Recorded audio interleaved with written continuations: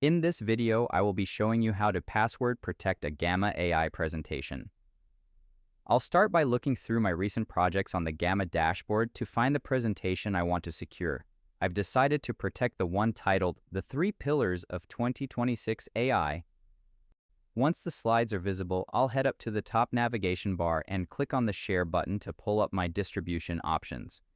In the Sharing menu, you will see two main tabs at the top. I'm going to click over to the Settings tab, which is located right next to the Sharing tab.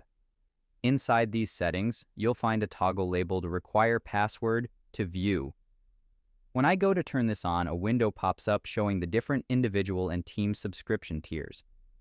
It is important to note that this specific security feature is a premium option available for those on a Pro or Ultra plan, so you will want to make sure your account is upgraded to access it. If we take a look at the official help documentation to see the final steps, the process is very straightforward.